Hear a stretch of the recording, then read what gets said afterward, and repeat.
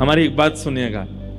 अभी कुछ दिन पहले हम और हमारे पूज्य श्री राधा कृष्ण जी महाराज, पंडित धीरेन्द्र कृष्ण शास्त्री, हम तीनों बैठे थे तो आपस में चर्चा कर रहे थे कि युवाओं को किस चीज पर ज्यादा प्रेरित करना चाहिए।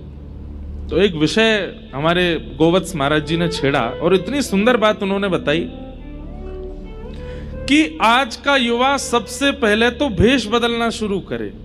और कैसे शुरू करे कि सप्ताह में केवल एक दिन ऐसा रखे, जैसे संडे छुट्टी है, जैसे सोमवार व्रत है, मंगलवार हनुमान जी का वार है, ऐसे ही सप्ताह में एक दिन ऐसा रखे कि उस दिन उसको भारतीय परिधान में ही रहना है, तिलक लगाना ही है, धोती पहननी ही है, कंठी धारण करनी ही है, बगलबंदी पहननी।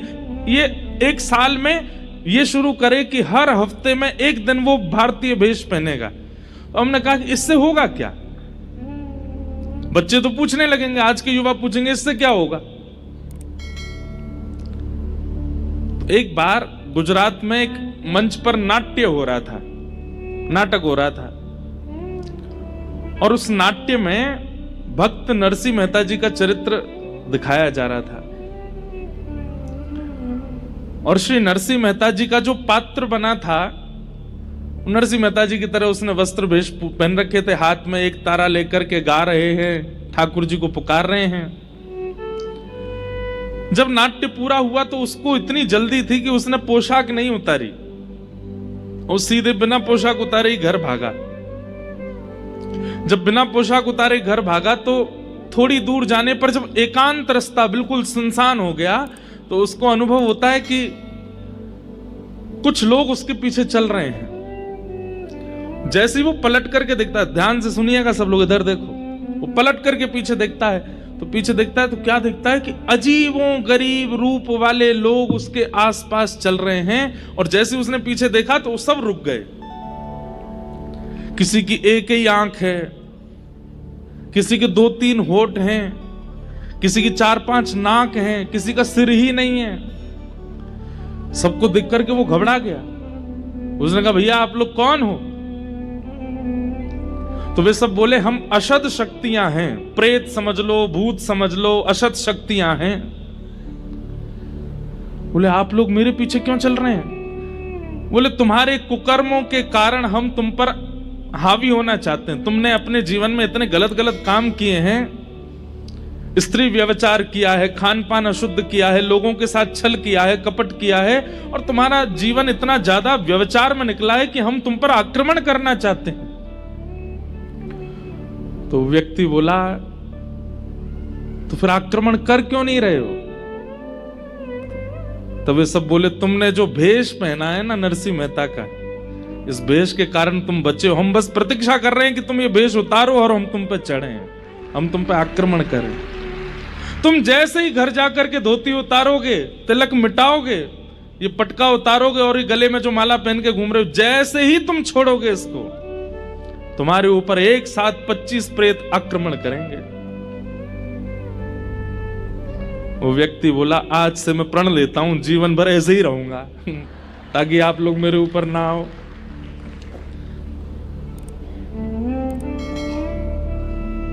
आपको हो सकता है कि सुनने में केवल बात लग रही हो।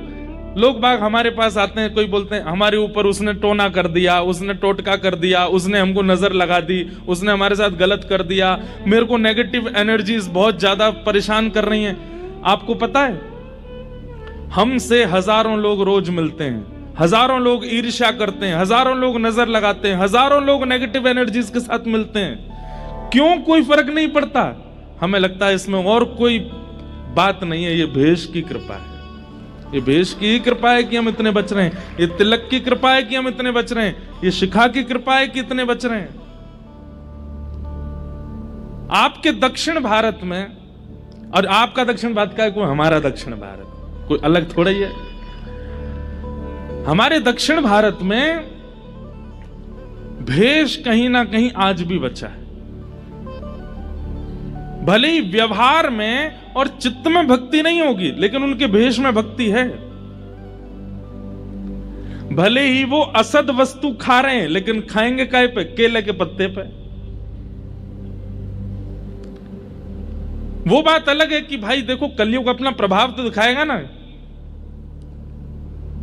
लेकिन किसी न किसी रूप में यहां के लोगों में, हमारे भारतीय भाई बंधुओं में भेष में भक्ति का दर्शन होता है। इसलिए हमारी आपसे प्रार्थना है, यहां भक्ति नृत्य करती है, भक्ति का जन्म स्थान है दक्षिण भारत।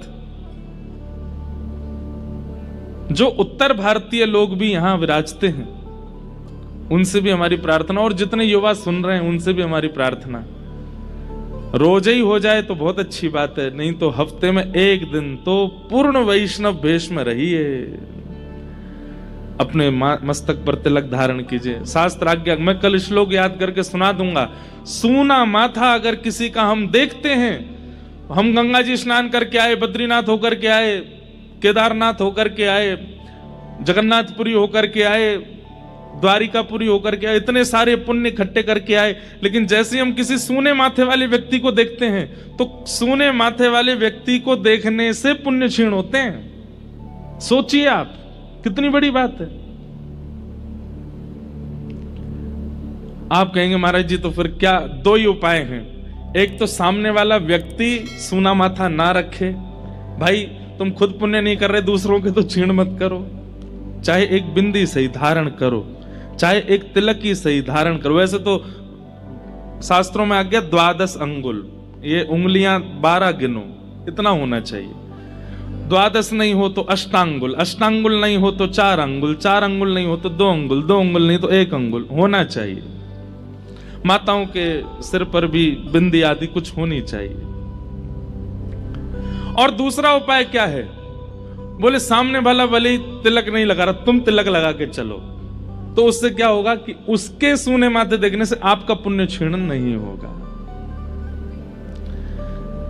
तो भक्ति विराजती है दक्षिण भारत में, यहां उत्पन्न होती है। ऐसे ही दक्षिण में अत्याद्भुत देवस्थान हैं, जहां श्री तिरुपति हैं, तिरुपति बालाजी।